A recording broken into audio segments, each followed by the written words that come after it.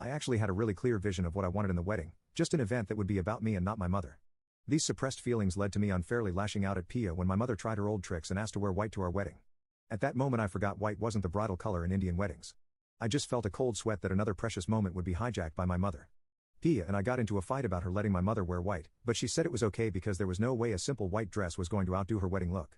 And for a while, everything was fine, until unwanted memories kept invading my head. No matter how much I tried to bury my head in work or exhaust myself by exercising, they always came back. I ended up having an actual meltdown that night. I was sobbing and crying. It was probably my ugliest moment. The next morning I half expected to wake up alone and get a text that the wedding was off. Instead, incredibly, Pia stayed with me. She convinced me to go to therapy, encouraged me through those first few hellish sessions, and gave me space when I needed it. Therapy really helped. I was able to understand why I was feeling angry and upset, and how to deal with it beyond just trying to ignore it. I apologized to Pia earlier, but it let me actually be honest with her about my family. It really transformed our relationship. I took over the wedding preparation with the help of my in-laws, and I got to actually design my dream wedding. My mother-in-law later told me she was really relieved that we switched because my lovely Pia didn't really care about the colors or flowers, and had virtually no input on any of it as long as we were getting married. My mother-in-law was also very encouraging and patient in letting me voice my input. The actual wedding went really beautifully.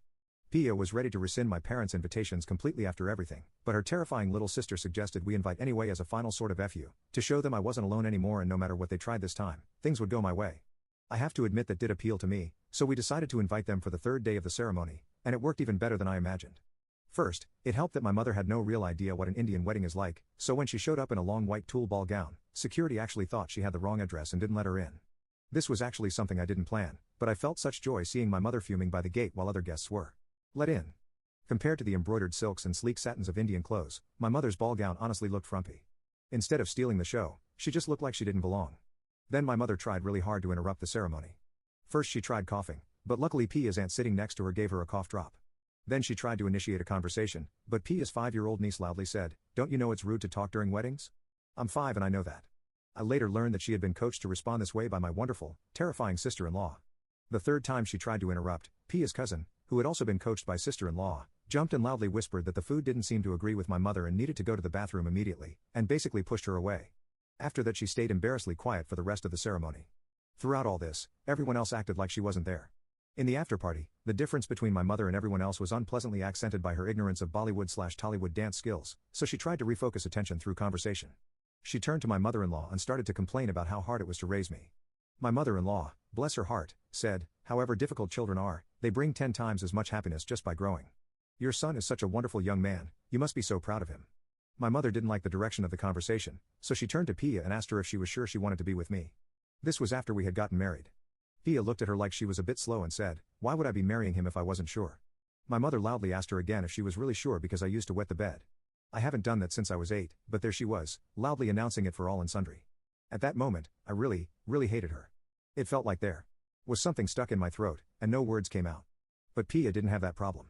"You must be confused," she said, and it was so confident with a touch of concern that my mother looked like she was actually confused. Then she raised her voice so it could be heard over the music. "Dear mother-in-law, I know we are family now, but it's much too soon right now, or ever, for me to hear about your bedroom activities." Then she dragged me away to the dance floor while people started to stare at my mother. Stupidly, the first thing I said in our first dance as a married couple was that my mother was right. But because I am the luckiest man alive, Pia just squeezed my hand and told me it happens when children are put under stress and it wasn't my fault.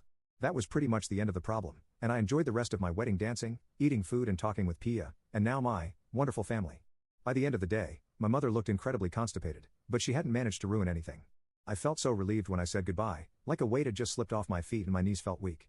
It was the first time in my life that she hadn't taken over something that was supposed to be about me. After that day, I haven't had any sudden invasive memories of the past. I feel so incredibly lucky to have married this girl.